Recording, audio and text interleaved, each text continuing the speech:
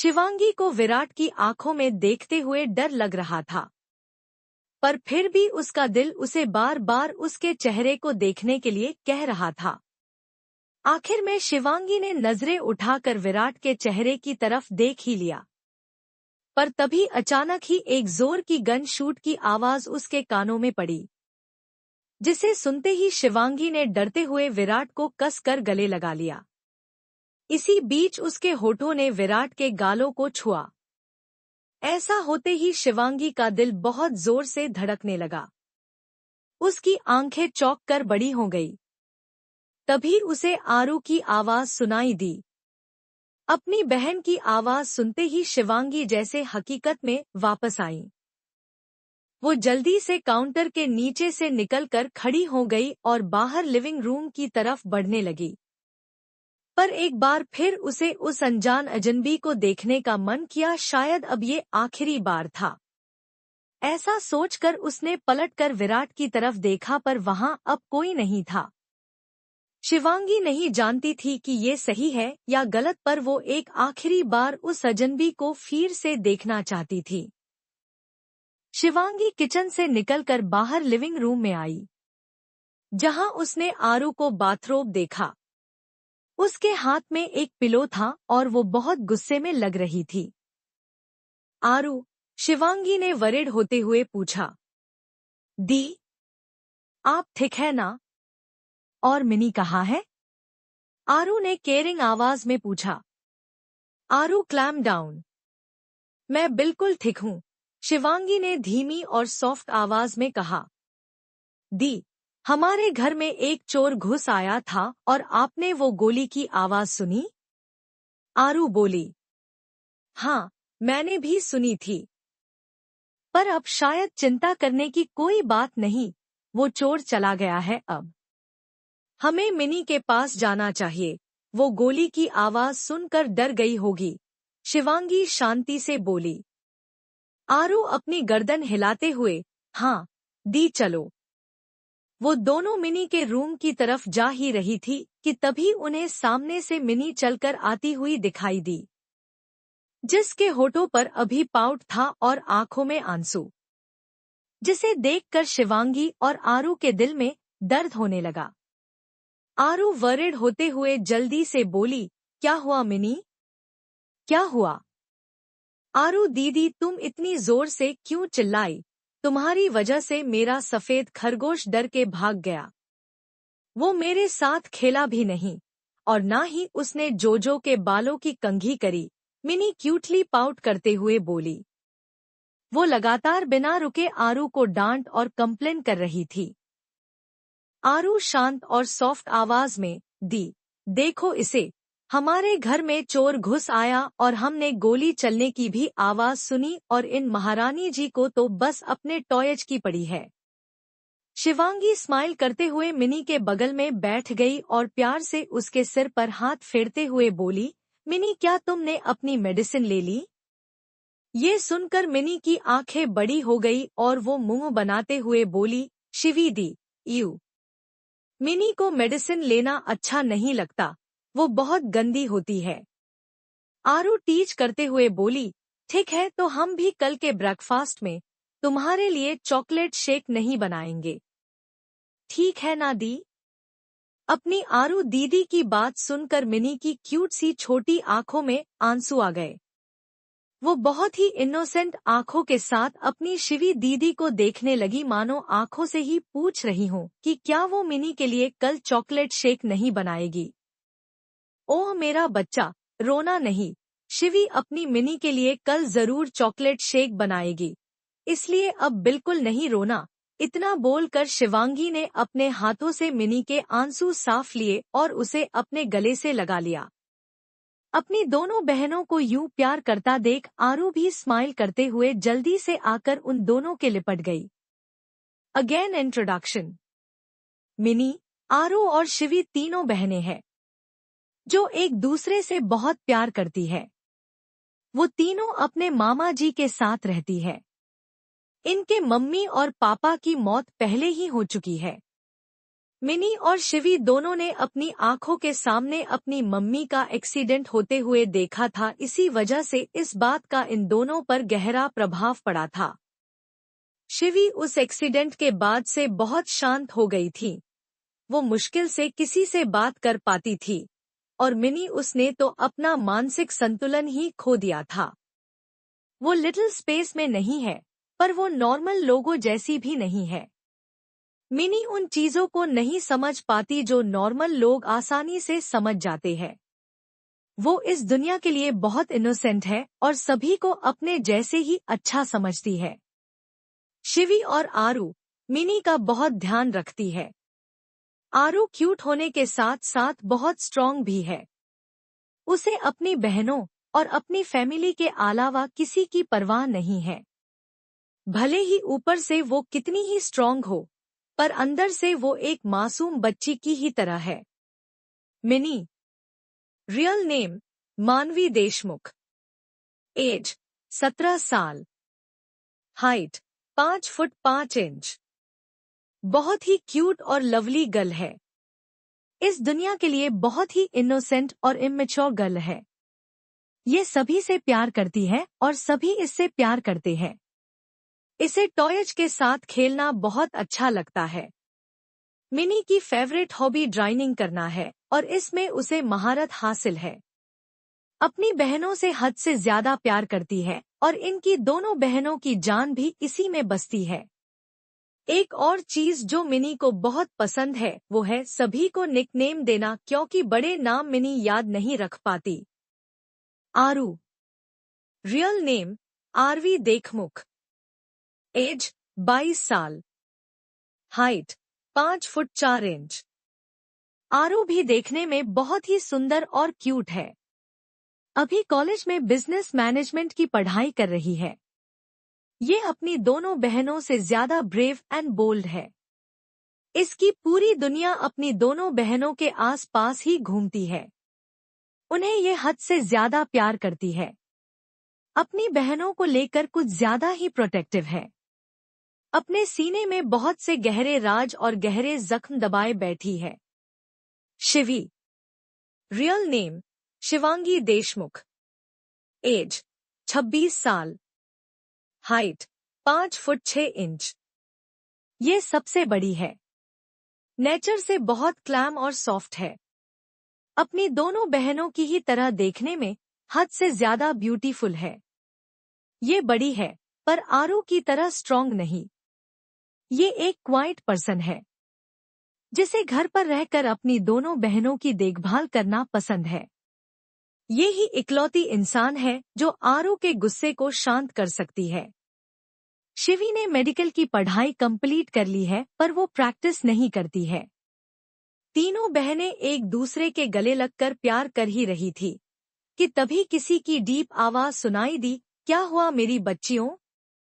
सामने से आ रहे इंसान को देखकर शिवी सॉफ्टली बोली, मामा जी। एक मिडिल एज का आदमी धीरे धीरे चलकर उन तीनों बहनों के पास आया। उसकी आंखों में उन तीनों बहनों के लिए परवाह देखी जा सकती थी। उसने आते हुए अपनी तीनों भांजियों को एक सॉफ्ट स्माइल दी, जिन्हें वो अपनी बेटियों की ही तरह मानता था। आरू शांत आवाज में बोली, मामा जी, आप बाहर क्यों आए? मैंने आपको आराम करने के लिए कहा था ना। अधिराज जी सॉफ्टली स्माइल करते हुए बोले, आरू बेटा, मुझे ब्लड प्रेशर सुबह था जो अब आराम करने से ठीक हो गया है। तुम चिंता मत करो, इस उम्र ये छोटी मोटी बीमारियां तो लगी ही रहती है। शिवांगी चलकर अधिराज जी के पास गई और उनका हाथ पकड़कर उन्हें सोफे पर बैठाते हुए बोली, फिर भी मामा जी, आपको अपना ध्यान रखना चाहिए, कम से कम हमारे लिए। मिनी हाथ में जोजो को लिए हुए आती है और अपने मामा जी की गोद में बैठ जाती है। फिर अपना सिर अपने मामा जी के सीने पर रखकर उनकी शर्ट के बटन से खेलने लगती है। ये उसकी पुरानी आदत थी। आरू भी आकर अधिराज जी के बगल में बैठ जाती है और अपना सिर उनके कंधे पर रखकर पाउट करते हुए बोली, मामा जी आजकल आप बहुत हठी हो गए हैं। अधिराज जी अपनी भौहें चढ़ाकर बोले, मैं जिद करने लगा हूँ या तुम तीनों? यहाँ मैं बड़ा हूँ और तुम तीनों मुझे बच्चे के जैसे ट्रीट करती हो। तीनों की तीनों मेरी माँ बन जाती हो। इतनी केयर क्यों बेटा? शिवांगी गहरी सांस लेते हुए, मामा जी आपको अपनी हेल्थ का ध्यान रखना चाहिए। अगर आप ऐसे ही करते रहे तो मैं आपको उबली हुई सब्जियां और सलाद ही दूंगी। उसकी बात सुनकर अधिराज जी अपना गला साफ करते हुए बोले, नहीं नहीं बेटा, ऐसा मत करना। तुम्हें पता है अब तो मैं रोज तुम्हारे बताए अनुसार एक्सरसाइज भी करता हूँ। शिवांगी फिर से गहरी सांस लेते हुए, हाँ हाँ, सब अच्छे से जानते हैं कि आप कितनी एक्सरसाइज करते हैं और कितनी देर करते हैं। अब तो हमें आपका अनहेल्दी फूड खाना बंद ही करना पड़ेगा।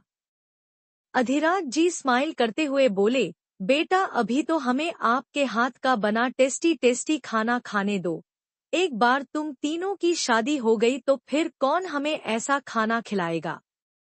हम आरू पाउट करते हुए, आप हमेशा ऐसी ही बातें करते हैं। क्या आप हम तीनों से प्यार नहीं करते? शिवांगी अधिराज जी को हक करते हुए, हम लोग कहीं नहीं जा रहे हैं मामा जी। आप कैसे रहेंगे हमारे बिना? आरू भी पाउट करते हुए, हाँ, हम आपको छोड़कर कहीं नहीं जाएंगे। मिनी ने एक बार अपनी बहनों और फिर अपने मामा जी की तरफ देखा और फिर जोर से बोली, यस, मिनी भी नहीं जाएगी। अधिराज जी सरप्राइज होने की एक्टिंग करते हुए बोले, ओ मेरी छोटी सी शेरनी दहाड़ती भी है। शिवांगी और आरवी दोनों अपनी बहन को प्यार भरी नजरों से देख रही थी। अधिराज जी ने तीनों बहनों को गले से लगा लिया और उनके फोरहेड पर किस करते हुए बोले, मैं अपनी तीनों बेटियों से बहुत प्यार करता हूँ। तीनों बहनें एक साथ, हम भी आपसे बहुत प्यार करते हैं मामा जी। दूसरी तरफ माफिया किंग्स के ऑफिस में तीनों माफिया ब्रदर्स उस घर से निकलकर अपने मैंशन जाने से पहले सीधे ऑफिस में आए थे। तीनों अपनी डार्क ऑरा के साथ ऑफिस में आ रहे थे। उनके पीछे पीछे उनके बॉडीगार्ड्स भी ब्लैक कलर के कपड़ों में सिर झुकाकर चले आ रहे थे। ऑफिस रूम का माहौल बहुत गर्म थे। जेके ने आते ही 2 कांच के टेबल तोड़ डाले थे जिसे अब वर्कर्स बिना किसी आवाज के साफ कर रहे थे। 20 आदमी, हमने हमारे 20 आदमी खो दिए, अंडरस्कॉजे के गुस्से से पास रखे टेबल पर लात मारते हुए बोला। लकीली टेबल इम्पोर्टेंट वुड्स का बना हुआ था, इसलिए जेके की लात पड़ने से वो सिर्फ गिरा पर टूटा नहीं। यूवी जो उन तीनों से वीडियो कॉल पर बात कर रहा था, जियांश को शांत करवाते हुए बोला, वो लोग सिर्फ इंजर्ड हुए हैं जेके, कोई भी नहीं मरा। एदी नीचे जमीन की तरफ देखकर और अपने दांत पीसते हुए, वो हमारे लोग थे, सबसे बेस्ट। उनका इंजर्ड होना हमारी इंसल्ट है। वो इसकी कीमत चुकाएगा, विराट डीप आवाज में बोला। जेके गुस्से से, मैं उस देसाई की पूरी गैंग का नामोनिशान मिटा दूंगा ताकि फिर कोई और माफिया अपने किंग्स के आगे सिर उठाने की हिम्मत भी ना कर सकें। यूवी स्मर्क करते हुए, डोंट वरी, वो पहले ही तुम्हारी फेवरेट जगह पर पहुंचा दिया गया है। उससे तुम कल निपटना। सबसे पहले घर आओ। मॉम बहुत परेशान हो रही हैं। अपनी मॉम का जिक्र सुनते ही तीनों भाइयों ने एक दूसरे को देखा। इन सभी चीजों के बीच वो अपनी मॉम के बारे में भूल गए थे। उन्हें अब जल्दी से मैंशन पहुंचना था। रात के 9 बजे नवी मुंबई से कुछ दूर बने राठौड़ मैंशन में एक मिडिल एज औरत जो देखने में बहुत ही खूबसूरत लग रही थी, जिन्होंने अभी एक ग्रीन कलर की सिल्क की साड़ी पहन रखी थी, जिसके बॉर्डर पर सोने के धागों से डिजाइन्स बने हुए थे। खानदानी जेवर उनके बदन की शोभा और बढ़ा रहे थे। वो औरत अभी युवांश के साथ लिविंग रूम में बैठी थी। उनके चेहरे से साफ पता चल रहा था कि अभी वो बहुत बेचैन और परेशान थी। उनके चेहरे पर ऐसे ही भाव बने रहते हैं जब तक कि विराट हॉल के अंदर नहीं आता है। विराट अपनी डार्क और डोमिनेटिंग ऑरा के साथ बिना किसी की तरफ देखे उस ओर ही आ रहा था। विराट के घर में कदम रखते ही सारे गार्ड्स ने अपनी नजरें झुका ली थी और सभी नौकर घर के अंदर चले गए थे, क्योंकि कोई भी उस डेंजरस माफिया के सामने तक नहीं आना चाहता था जिसकी नजर भर ही किसी को भी मारने के लिए काफी थी। विराट अंदर आया और उस औरत के बगल में आकर काउच पर बैठ गया। किसी ने कोई बात नहीं की। वहां बिल्कुल शांति थी। विराट एक गहरी सांस लेते हुए, मॉम मुझे कुछ नहीं हुआ है। सौम्या जी ने उसके कंधे पर हाथ कर, तो ये क्या है? मॉम, कुछ नहीं, छोटी सी खरोंच लगी है। विराट अपनी मॉम के हाथ अपने हाथों में लेते हुए बोला। विराट की बात सुनकर सौम्या जी की आंखों में आंसू आ गए। उन्होंने आंसू भरी नजरों से विराट की तरफ देखकर कहा, बेटा प्लीज तुम अपना ध्यान रखा करो। मैंने तुम लोगों से बस एक ये ही तो चीज मांगी है। तुम लोग क्या मेरी इस इकलौती इच्छा को भी पूरी नहीं कर सकते? तुम ये सब छोड़ क्यों नहीं देते? विराट ने बड़े ही प्यार से अपनी माँ का चेहरा अपने हाथों में लिया और बहुत सॉफ्टली उनके आंसू साफ करके बोला, मॉम मुझे कुछ नहीं हुआ। मैं बिल्कुल ठीक हूँ। जिंदा खड़ा हूँ आपके सामने। और अगर तुम्हें कुछ हो जाता तो क्या जवाब देती मैं दीदी को? बताओ मुझे, सौम्या जी ने पूछा। मॉम आप चिंता मत करो प्लीज, विराट समझाते हुए बोला। सौम्या जी सुबकते हुए, कैसे नहीं करूं मैं चिंता? मैं ही जानती हूँ कि मुझ पर क्या बीतती है जब तुम सब बाहर जाते हो।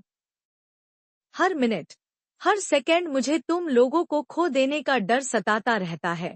मुझसे अब और नहीं होता है। मैं तुम में से किसी को भी नहीं खो सकती। विराट ने अपनी मॉम को बाहों में भर लिया और चुप करवाते हुए बोला, मॉम प्लीज मत रोइए, डैड और भाई को पता चल गया तो। तभी पीछे से किसी की खतरनाक आवाज सुनाई दी। मॉम को किसने रुलाया? आदित्य और जियांश दोनों भाई बहुत ही गुस्से में उस ओर आते हुए बोले। विराट उन दोनों को यूं गुस्से से आते हुए देखकर जल्दी से खड़ा होकर के बोला, कुछ नहीं भाई, वो इस पागल यूवी ने मॉम को सब बता दिया है। विराट ने अनोइंग एक्सप्रेशंस के साथ यूवी की तरफ देखा। अपने तीनों भाइयों को खुद की तरफ डेंजरसली देखते हुए देखकर यूवी जल्दी से सौम्या जी के पीछे छिप गया और फिर झांक कर पाउट करते हुए बोला, मॉम ने मुझे ब्लैकमेल किया था। आदित्य गहरी सांस लेते अपनी मॉम के पास गया और उनके चेहरे को सहलाते हुए बोला, मॉम मैंने आपसे कितनी बार कहा है आप हमारी चिंता मत किया कीजिए। देखो अब आपकी सुंदर सुंदर आंखों में आंसू आ गए ना। अगर डैड ने ये सब देख लिया तो हम तीनों भाइयों को बहुत बुरा मारेंगे। वैसे भी डैड आपसे बहुत प्यार करते हैं और अगर उन्हें पता चला कि हम लोगों की वजह से उनकी डियर वाइफ की आंखों में आंसू तो हम सब की खैर नहीं। अंडरस्कॉजे के आकर अपनी मॉम के सिर पर प्यार से किस करते हुए बोला, मॉम अब जल्दी से स्माइल कर दो, आपकी स्माइल देखकर मेरा सारा दर्द गायब हो जाएगा। विराट हल्की सी मुस्कान के साथ बोला जो बहुत ही रेयर चीज थी। जैसा बाप वैसे बेटे, सौम्या जी अपने बेटों की तरफ मुस्कुराते हुए बोली। तभी यूवी की शार्प नजरों ने अपने भाइयों की कंडीशंस देखी। सबसे पहले उसकी नजरें आदित्य पर जाकर रुकी जिसके चेहरे और बॉडी पर नाखूनों के निशान थे और वो ही इकलौता बंदा था जिसमें से गुलाब की महकी महकी खुशबू आ रही थी। यूवी सस्पिशियस लुक के साथ, भाई आज तो आप बहुत महक रहे हो। कैसे? एडी ब्लैंक फेस के साथ, क्या बकवास कर रहे हो भाई, रोज तो आपके परफ्यूम की खुशबू बहुत ही घटिया होती है, यूवी साफ साफ बोला। यूवी की बात सुनकर एडी ने उसे जलती आंखों से देखा। यूवी शॉक्ड होते हुए, देखो भाई, आपके चेहरे पर निशान भी है, किसी के नाखूनों के निशान लग रहे हैं। इतना बोलकर यूवी एड की तरफ मिस्चिवस स्माइल के साथ देखने लगा। जेके ने एड की तरफ देखा और फिर गुस्से से बोला, किसकी हिम्मत हुई भाई आपको हाथ लगाने की? मैं उसका सिर उसकी बॉडी से अलग कर दूंगा। आदित्य ने अपने मार्क्स पर हाथ फेरा और स्मर्क करते हुए बोला, कुछ नहीं, बस एक जंगली बिल्ली से पाला पड़ गया था। तब यूवी की नजर जेके पर गई, जिसे देखकर वो जोर जोर से हंसने लगा। उसको यूं हंसता देखकर जेके ने अनोइंग फेस के साथ उसे देखा। यूवी हंसते हंसते जेके के पास आया और उसके जैकेट पर लगे उस हार्ट शेप के ब्रॉच को अपनी अंगुलियों से टच करके उसे 2 बार दबाया।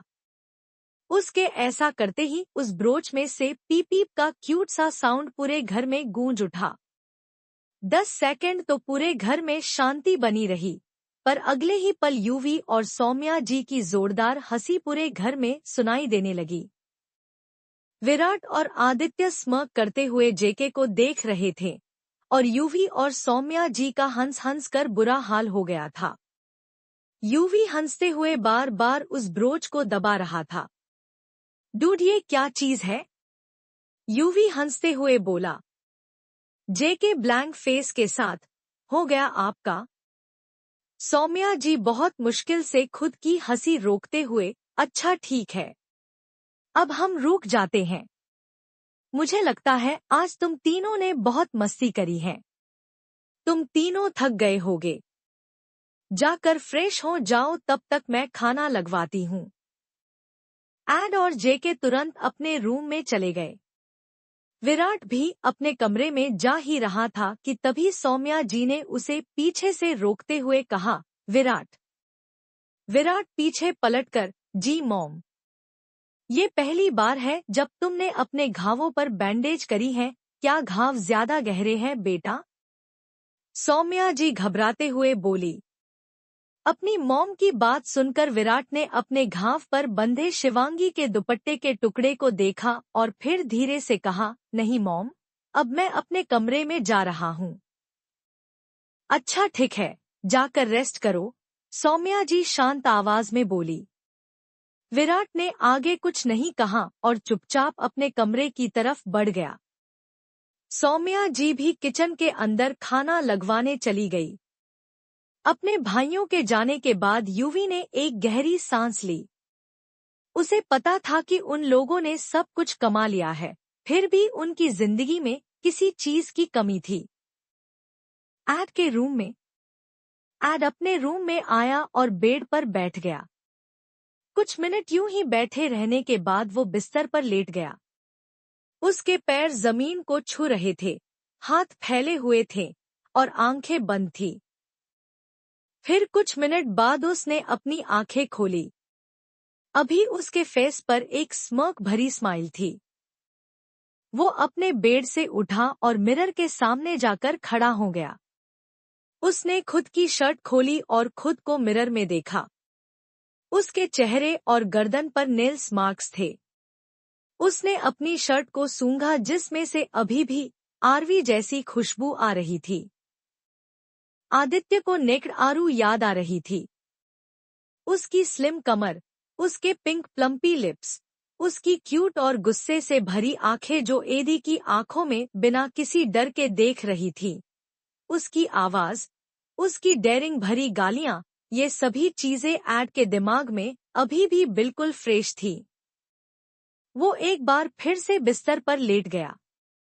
उसने वो शर्ट अपने सीने से लगा ली।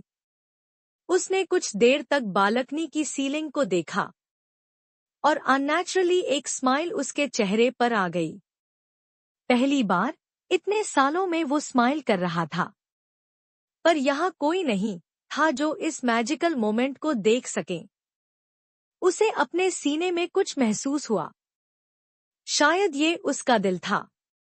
पर क्या उसके पास दिल था? पर अब था शायद। एड स्माइल करते हुए, तुमने मेरी नींद चुरा ली है और तुम मुझे चोर कह रही थी। दूसरी तरफ विराट के कमरे में। विराट अपने बाथरूम में एंटर हुआ। उसने इस समय बस अपनी डेनिम की ब्लैक कलर की जीन्स पहन रखी थी। उसकी अपर बॉडी नेकेड थी। उसने शॉवर ऑन किया और अपने हाथ सामने की दीवार पर रख लिए। वो अपनी मसल्स को रिलैक्स कर रहा था। उसके बाह में अभी भी खून के निशान लगे हुए थे, इसलिए वहां पर गिर रहा पानी लाल कलर का होकर नीचे गिर रहा था। उसका सिर नीचे झुका हुआ था। ठंडा पानी उसके पूरे बदन पर गिर रहा था। पर पहली बार वो किसी चीज को लेकर सैटिस्फाइड नहीं हुआ था। कुछ तो मिसिंग था। उसे किसी के टच की चाह बढ़ रही थी। वो ठंडे पानी से नहा रहा था, पर फिर भी वो नर्क की आग के जैसे जल रहा था। उसके दिमाग में बस उस एक पर्टिकुलर इंसान के ख्याल चल रहे थे, जिससे वो अभी थोड़ी देर पहले मिलकर आया था, और वो और कोई नहीं, शिवांगी ही थी।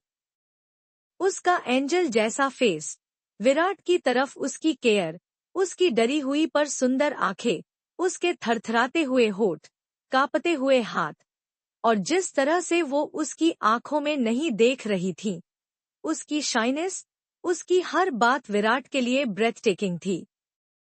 कुछ मिनटों तक यूं ही शिवांगी के ख्यालों में खोया रहने के बाद विराट ने अपनी आंखें खोली। उसने अपने हाथ पर बंधे उस कपड़े को खोला जिस पर अभी भी खून के निशान थे। उसने कुछ देर तक यूं ही उस दुपट्टे के टुकड़े को देखा और फिर उसे कसकर अपनी मुट्ठी में भर लिया। विराट डीप हस्की आवाज में, "यू आर माइन।" तीसरी तरफ जेके का रूम। जेके गुस्से से भरा हुआ अपने कमरे में आया। आज जो कुछ भी हुआ था उससे उसका गुस्सा 7वें आसमान पर पहुंच चुका था। उसे अब बस उस देसाई का खेल खत्म करना था। उसने अपनी जैकेट उतारी और उसे बेड पर पटक दिया। उसके बाद वो खुद को रिलैक्स करने के लिए बाथरूम में शॉवर लेने के लिए चला गया। करीब 15 मिनट बाद वो सिर्फ के टॉवेल लपेटकर बाथरूम से बाहर निकला। उसने अपने बालों को सुखाया और फिर अपने टॉवेल को हटाकर बेड पर लेट गया। ये उसकी आदत थी। वो हमेशा यूं ही बिना कपड़ों के सोता था। विराट बेड पर लेटा ही था कि उसका हाथ उस हार्ट शेप वाले ब्रॉच पर पड़ा। उसने अपनी आंखें बंद करके एक गहरी सांस ली। उसने अपनी जैकेट उठाई और उस ब्रोच को अपनी जैकेट से अलग किया। वो उस ब्रोच को फेंकने ही वाला था कि अचानक ही उसके हाथ रुक गए और वो उसे खुद के पास ले आया। एक अनजानी कैफरी स्माइल उसके चेहरे पर आ गई। वो मिनी के बारे में चीजें याद करने लगा। उसकी बॉक्सी स्माइल, उसका क्यूट लिटिल पाउट, उसकी 2 आईज, उसका जिद्दी नेचर जिसने माफिया किंग को भी उसका काम करने के लिए मजबूर कर दिया, उसका माफिया किंग को खुद के टॉयज के बाल कोम करने के लिए बोलना, उसकी आवाज, हर चीज उसके बारे में एथेरियल थी। एक प्योर सोल। अचानक ही जो स्माइल जेके के फेस पर थी वो गायब हो गई जब उसने खुद को देखा एक रूड, मर्डरर, क्रिमिनल और हर्टलेस माफिया। जेके ब्लैंक फेस के साथ, "फिर कभी मेरे रास्ते में मत आना, मेरी सांस तक भी तुम्हारी प्योर इनोसेंस को बर्बाद कर देगी।" राठौड़ मैंशन में सौम्या जी सभी के लिए खाना डाइनिंग टेबल पर लगवा रही थी। तभी यूवी जल्दी से आकर के अपनी चेयर पर बैठ गया। "मॉम, मुझे जल्दी से खाना दो। आज आपके बेटे ने बहुत मेहनत करी है। अब आपके हाथ का खाना खाने के बाद ही एनर्जी मिलेगी मुझे," यूवी खाना देखकर खुश होते हुए बोला।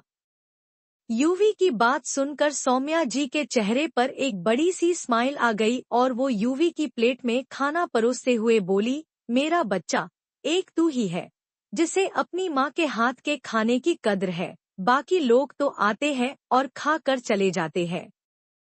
कोई तारीफ भी नहीं करता।" "कौन तारीफ नहीं करता?" आदित्य अपनी भारी भरकम आवाज के साथ आते हुए बोला। उसके साथ साथ ही विराट भी आ रहा था। दोनों भाई आकर अपनी अपनी चेयर पर बैठ चुके थे। सौम्या जी उन दोनों की प्लेट में भी खाना डालकर बोली, तुम तीनों भाई और तुम्हारे डैड। और कौन? विराट मुंह में निवाला डालने ही वाला था कि उसे कुछ याद आया और वो बोला, मॉम, रावी कहाँ है? रावी का जिक्र आते ही युवी के गले में खाना अटक गया। सौम्या जी बिना सोचे समझे, वो तो बाहर। तभी युवी जल्दी से सौम्या जी की बात काटकर जल्दी से बोला, वो तो अपने कमरे के अंदर बाहर है। नहीं नहीं, वो तो अपने कमरे के अंदर है। सॉरी सॉरी, जल्दी जल्दी में मिस्टेक हो गई। उसकी बात सुनकर एड और विराट दोनों के चेहरे के एक्सप्रेशन बदल गए। मॉम, रावी कहाँ है? इस बार एडी ने गुस्से भरी आवाज में पूछा। सौम्या जी उसकी ये आवाज सुनकर थोड़ा डर गई। वो कुछ बोलने ही वाली थी कि तभी उन सभी की नजर हॉल से छुपते छुपाते आते दो लोगों पर गई। किचू, मैं तुझे अपनी कसम दे रही हूँ, अगर तूने आदि भाई और विराट भाई से कुछ भी कहा तो देख लेना, मैं तुझे तेरे कमरे से ही बाहर निकाल दूंगी। रावी किचू को धमकाते हुए बोली। उसे मुझे और भाई को क्या नहीं बताना है, विराट डीप आवाज में बोला, जिसे सुनकर रावी और कीचू की जान हल्क में अटक गई। रावी बहुत हिम्मत करके उस आवाज की डायरेक्शन में मुड़ी और बहुत धीरे से बोल पाई, आदि भाई, विराट भाई, आदित्य, कीचू, रावी क्या छिपा रही हैं?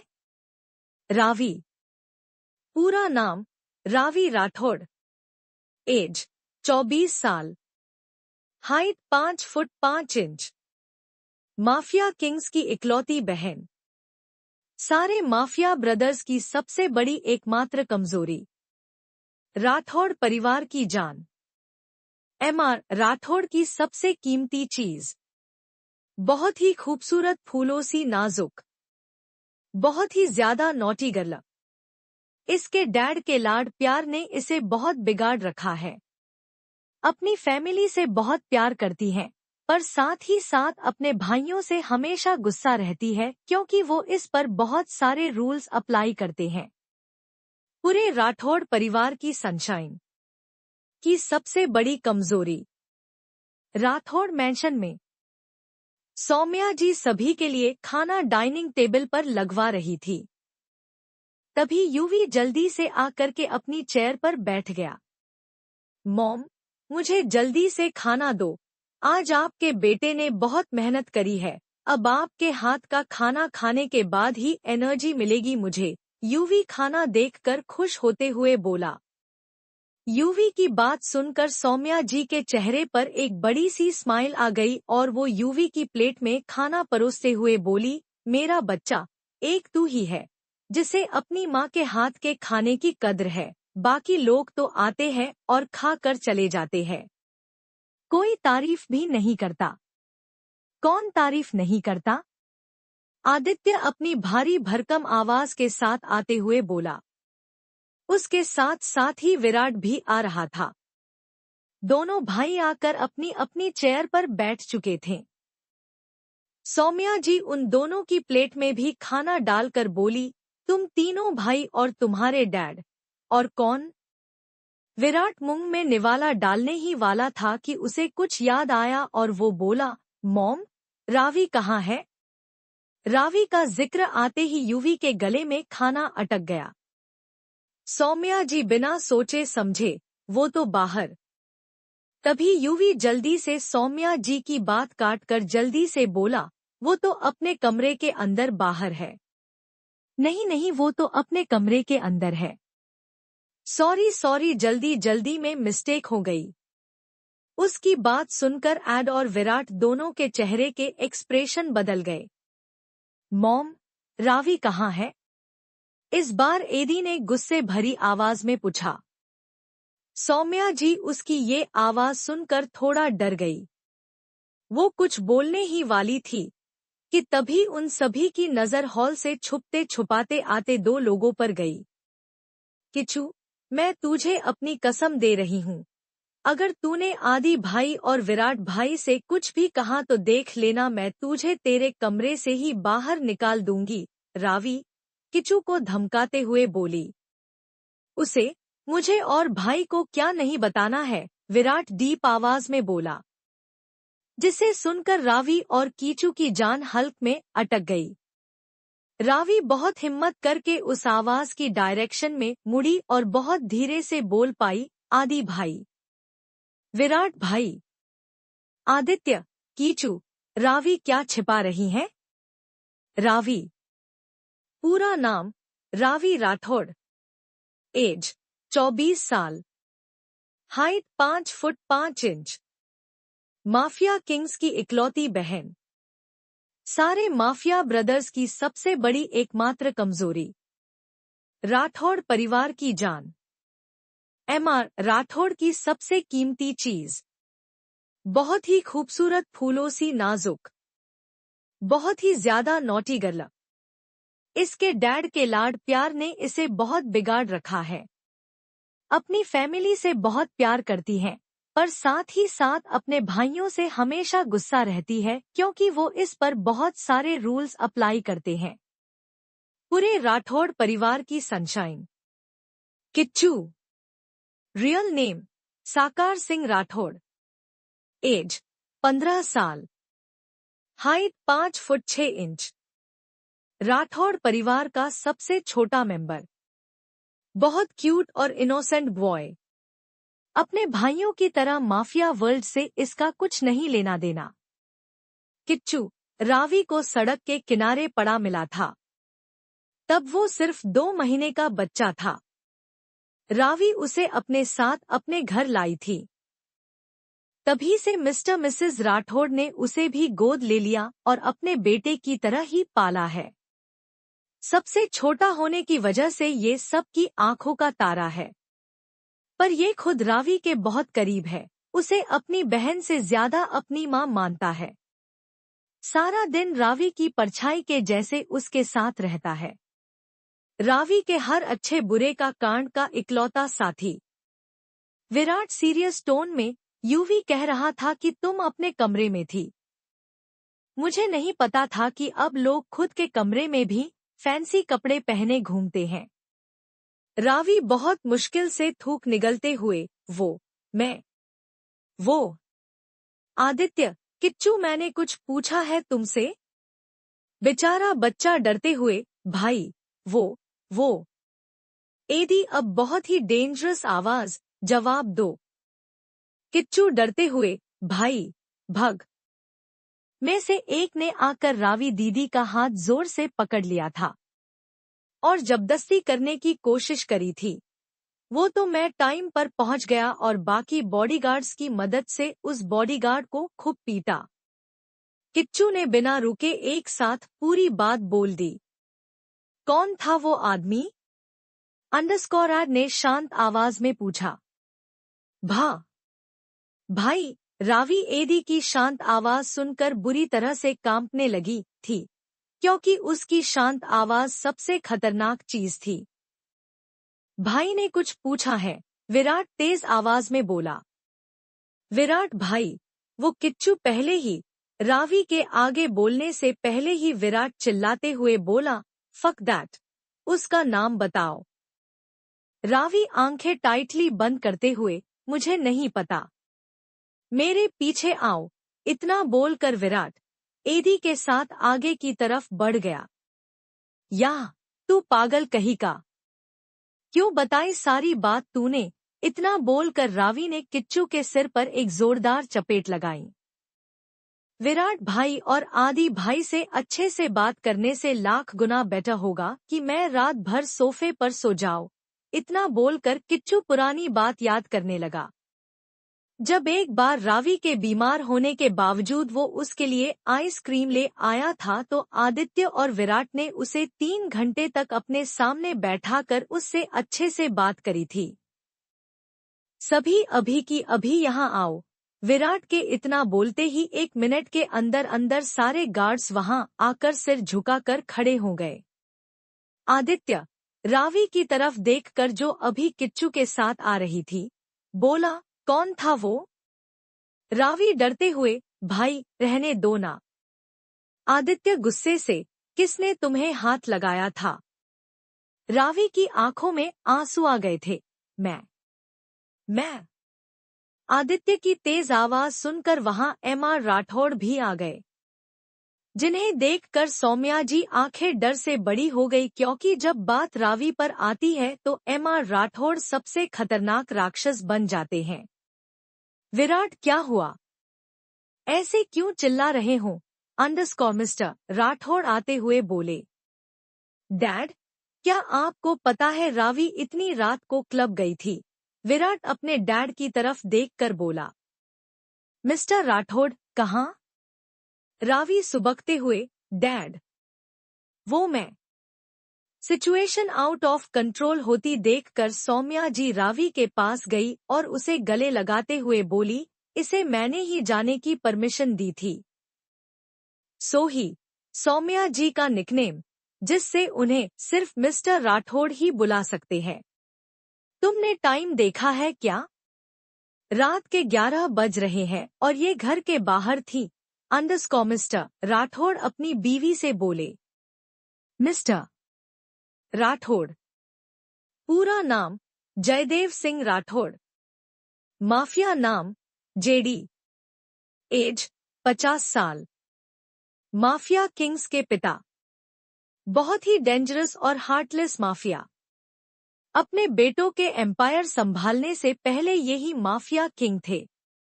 अपने परिवार के लिए किसी भी हद तक गुजर सकते हैं। अपनी बेटी रावी को जान से ज्यादा प्यार करते हैं। बहुत से पुराने राज सिर्फ इन्हें ही पता है। इनकी पहली पत्नी की मौत हो चुकी है। सौम्या जी शांति से, जय, मैंने इसे किच्चू और बहुत सारे बॉडीगार्ड्स के साथ भेजा था। जयदेव जी ने विराट और आदित्य की तरफ देखा जो गुस्से से उबल रहे थे। आदि, विराट, क्या हुआ था? जयदेव जी ने अपने बेटों से पूछा। अपनी लाडली बेटी से ही पूछ लो, डैड, आदि रावी की तरफ देखकर बोला। एंजल, यहाँ आओ बेटा, जयदेव जी अपनी बाहें फैलाकर बोले। रावी दौड़कर अपने डैड के गले लग गई। जयदेव जी प्यार से रावी के बालों को सहलाते हुए, बेटा बताओ हमें क्या हुआ था? तुम्हारे भाई इतना गुस्सा क्यों हो रहे हैं?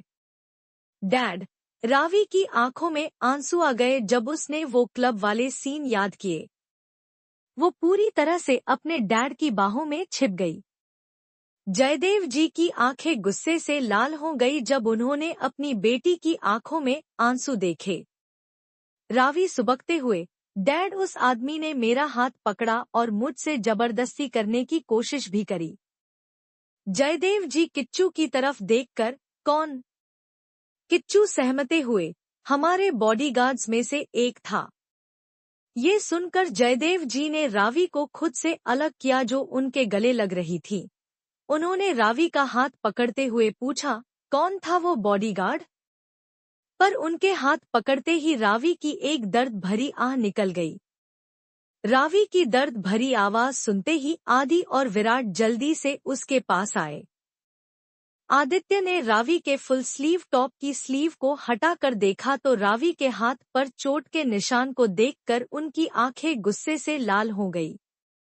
मैं उस फकिंग आदमी को अभी अपनी आंखों के सामने देखना चाहता हूँ, जयदेव जी गुस्से से चिल्लाकर बोले। यूवी एक आदमी को घसीट कर लाया और उसे जोर से जमीन पर फेंकते हुए बोला, डैड, भाई यही वो कमीना है। जयदेव जी रावी की तरफ देखकर, क्या यही है? रावी ने उस आदमी को देखकर हाँ में सिर हिला दिया। जयदेव जी ने अपना कोट उतार कर रावी को पहना दिया और फिर अपनी अंगुलियों की अकड़न निकालते हुए उस आदमी के पास जाकर उसकी कॉलर पकड़कर बोले, मेरी पूरी जिंदगी में मैंने कभी अपनी प्रिंसेस पर हाथ नहीं उठाया, यहाँ तक कि उससे कभी ऊंची आवाज में बात भी नहीं। और you fucking piece of shit, तुमने मेरी प्रिंसेस को अपने इन गंदे हाथों से छूने की हिम्मत करी। इतना बोलकर जयदेव जी उस आदमी को किसी खिलौने की तरह उठाकर दीवार पर दे मारा। वो आदमी दर्द में चिल्लाते हुए, आहा, मुझसे गलती हो गई बॉस, प्लीज माफ कर दो। तुमने मेरी सबसे कीमती चीज को हाथ लगाने की गलती की और माफी की उम्मीद कर रहे हो, इतना बोलकर जयदेव जी ने आदित्य की तरफ देखा, जो अपने डैड का इशारा समझकर वहां आ गया। आदि ने आते ही उस आदमी का हाथ पकड़ते हुए कहा, जिस वक्त से तुम्हारी गंदी नजर उस पर पड़ी, तभी तुमने अपनी मौत को बुला लिया था। इतना बोलकर एड ने अपनी जेब से अपना चाकू निकाला और उस आदमी की तरफ देखकर एक क्रीपी स्माइल करी। अगले ही पल पूरा मैंशन उस आदमी की दर्द भरी आवाज से गूंज उठा। एड बड़ी ही बेरहमी से उस आदमी की एक एक अंगुली को काटते जा रहा था। ये सब देखने के बाद विराट ने यूवी को आवाज लगाई, यूवी। यूवी जल्दी से गया और एक लोहे की रॉड लेकर आया। वो रॉड थामे विराट बहुत ही डेंजरस तरीके से चलकर उस आदमी के पास गया। विराट ने रावी की तरफ देखा। उसके हाथ का निशान और उसके कपड़ों की हालत को देखकर विराट के अंदर का राक्षस जाग गया।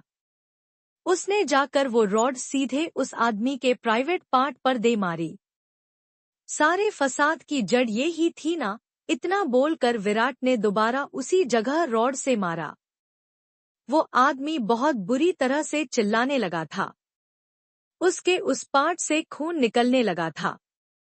I hate these unnecessary sounds. Virat के इतना बोलते ही यूवी ने आकर के उस आदमी के मुंह में टिश्यू पेपर्स ठूस दिए। एक तरफ एड उस आदमी की अंगुलियां काट रहा था तो दूसरी तरफ विराट उसे रॉड से बहुत बुरी तरह से मारे जा रहा था। वो आदमी मरने की कगार पर पहुंच चुका था, पर अभी उसके दर्द का अंत। यूवी जाकर एक बाल्टी में कुछ भर कर ले आया और उस बाल्टी को जयदेव जी के सामने लाकर रख दिया, जिसे देखकर जयदेव जी बहुत डेंजरसली स्माइल करते हुए बोले, आदि, विराट तुम दोनों साइड में हटो।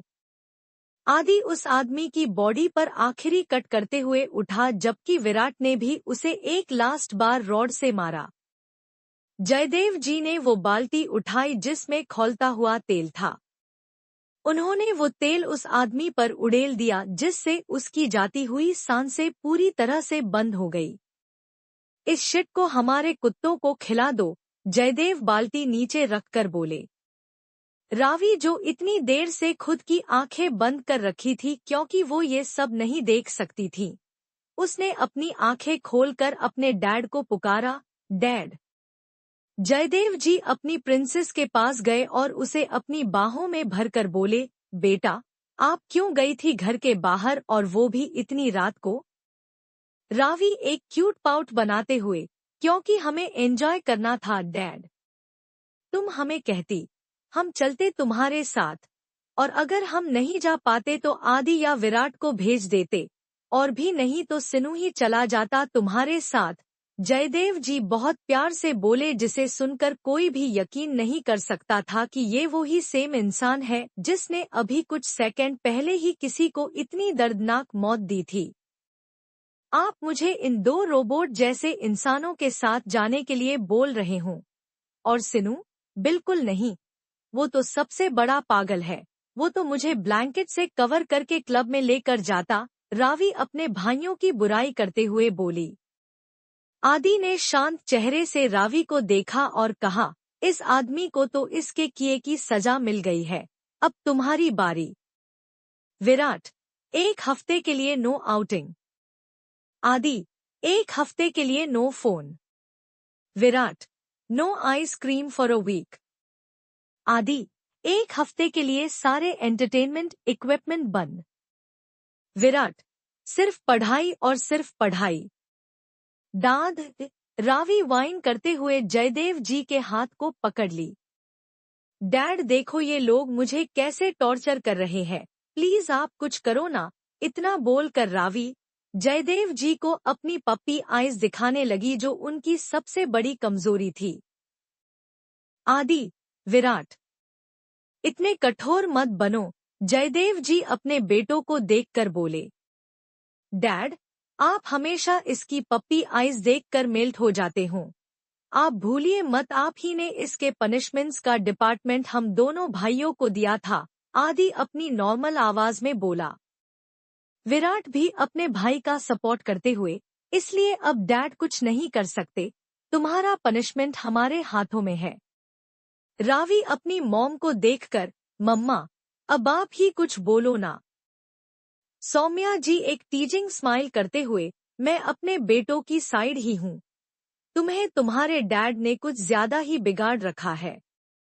रावी थोड़ा सा नाराज होने की एक्टिंग करते हुए, मॉम आप अपनी इकलौती बेटी के साथ ऐसा कैसे कर सकती है? पनिशमेंट सिर्फ तुम्हें नहीं, इन दोनों को भी मिलेगा। इतना बोलकर आदि ने किच्चू और यूवी की तरफ देखा जो बिल्कुल भी मासूम नहीं थे, पर अभी कमरे के कोने में ऐसे खड़े थे कि जैसे अभी अभी इस दुनिया में आए हों। तुम दोनों का भी कल एक्स्ट्रा वर्कआउट सेशन होगा, एक मेरे साथ और एक भाई के साथ, विराट सीरियस आवाज में बोला। क्या? 2 सेशन एक दिन में? यूवी और किच्चू एक साथ बोले। दोनों की ही आंखें डर से बड़ी हो चुकी थी। 3 सेशन, एक मेरे साथ, एक विराट के साथ और एक जो तुम रोज करते हो। पूरे वीक के लिए 3 सेशन, विराट बोला। रावी, किच्चू, यूवी, भाई प्लीज हमारी बात ना मानने की हिम्मत भी मत करना, विराट अपनी तेज आवाज में बोला। आदि, विराट, अब तुम दोनों जाकर सो जाओ। मुझे कल सुबह तुम तीनों भाइयों से बहुत जरूरी बात करनी है, जयदेव जी ने कहा। ओके डैड, इतना बोलकर एड और विराट वहां से चले गए। किच्चू जाकर गीला टॉवेल लेकर आओ। और तुम यूवी, रावी के लिए ऑइंटमेंट लाओ, और मेरी बड़ी सी गुड़िया जंप बेबी, जयदेव जी ने रावी से कहा। जयदेव जी के इतना बोलते ही रावी हंसते हुए अपने डैड की पीठ पर चढ़ गई और फिर उनके गालों पर किस करते हुए बोली, डैड एक आप ही हो जो मुझसे प्यार करते हो। अपनी प्यारी सी फैमिली को देखकर सौम्या जी के चेहरे पर एक वार्म स्माइल आ गई। दीदी, देखा आपने कैसे जय और आपके बेटों ने उस आदमी को मारा। अच्छा हुआ सीनू खाना खाकर सो गया था, वरना तो। इतना बोलते बोलते सौम्या जी उस वक्त को याद करने लगी जब एक लड़के ने जेके के सामने रावी से बात कर ली थी और जेके ने उस लड़के को बहुत ही दर्दनाक पनिशमेंट्स दिया था। सीनू तो ज्यादा डेंजरस है इन तीनों से। जब बात फैमिली पर आती है तो जो भी हो, मैं तो इतना चाहती हूँ कि हमारे बच्चे सलामत रहें। दीदी, आप हमेशा उनकी रक्षा करना। सौम्या जी आसमान की तरफ देखकर अपने मन में ये सब बातें सोचे जा रही थी।